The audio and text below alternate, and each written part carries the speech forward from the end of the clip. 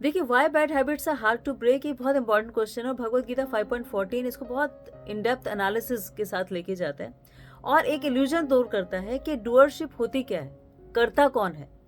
तो इस श्लोक में भगवान कृष्ण अर्जुन को बताते हैं कि जो हमें लगता है ना कि हम कर रहे हैं, हम का मतलब क्या है।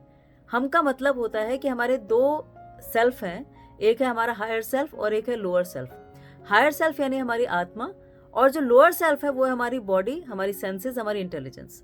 अब ये तीनों कुछ भी काम करती हैं या बैड हैबिट्स भी तो होती हैं, तो इनकी वजह से होती हैं और ये इन्फ्लुएंस्ड होती हैं मोड्स ऑफ मटेरियल नेचर से, यानी हमारे गुणों से। तो हम कैसे काम करते हैं कि हम एक रोबो की तरह हैं। जैसे एक रोबो होता है जिसमें एक आपने पर्टिकुलर प्रोग्रामिंग जिसको की हुई है, तो उस प्रोग्राम के हिसाब से वो एक काम को बार बार रिपीट करता जाता है। अब आप जब तक उस प्रोग्राम को चेंज नहीं करेंगे ना, उस रोबो का वो जो नेचर है वो चेंज नहीं होगा, वो सेम चीज रिपीट करेगा। तो भगवत गीता ये कहती है, ये श्लोक जो है, कि ये जो रिपीटिशन है ये इसीलिए है क्योंकि आपने अपने आप को प्रोग्राम ऐसे किया हुआ है उन गुणों में, उस स्वभाव में, कि आप या तो सतोगुण में है या रजोगुण में या तमोगुण है। सतोगुण का मतलब हो गया कि आप में बहुत क्लैरिटी है, आप में डिसिप्लिन है, आप में नॉलेज है। जब आप सतोगुण में है तो आप में कोई बैड हैबिट है ही नहीं।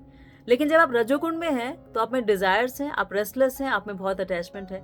तमोगुण में है तो आप बहुत आलसी हैं, कंफ्यूज्ड हैं और आप सेल्फ डिस्ट्रक्टिव हैं। तो बैड हैबिट्स तभी होती है जब रजोगुण या तमोगुण बहुत ज्यादा होता है। तो उसकी वजह से हमें बहुत क्रेविंग होती है जंक फूड खाने की, हम एंडलेस स्क्रॉलिंग करते रहते हैं, हम प्रोक्रेस्टिनेट करते हैं कि हम किसी चीज को टालते रहते हैं या हम ओवर रिएक्ट करते हैं। अब हमें लगता है हम इसे चूज करें, लेकिन हम ड्रैग्ड हैं क्योंकि ये कंडीशनिंग ही ऐसी है।